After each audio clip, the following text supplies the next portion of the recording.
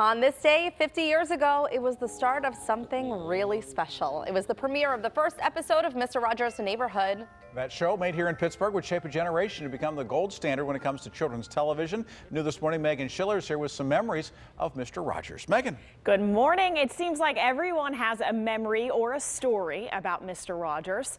We recently caught up with 3 people who worked very closely with everyone's favorite neighbor.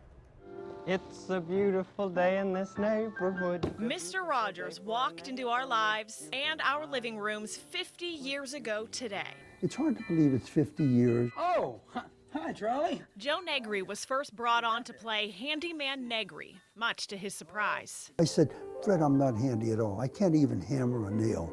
And he said, don't worry about a thing. It's going to be all pretend. The pathway to Mr. Rogers' Neighborhood, now permanently a part of WQED's Studio A in Oakland. He's like our North Star.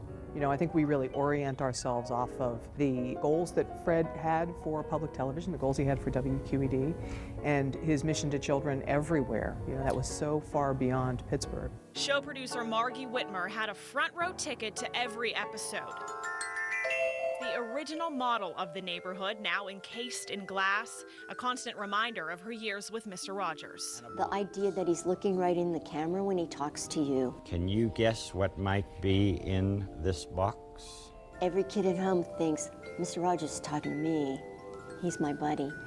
I also think that in everything he did, there was this profound respect for kids.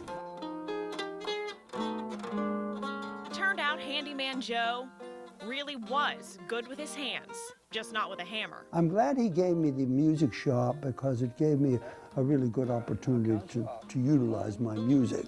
I'll be thinking of you even when I'm not here. In the end, all Mr. Rogers wanted was for all of us to find out who we truly are. You always make each day a special day for me by just your being yourself.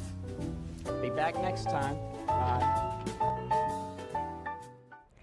And we will have more on Mr. Rogers' 50th anniversary during our 5 p.m. newscast, including what exactly made his presence on TV so captivating.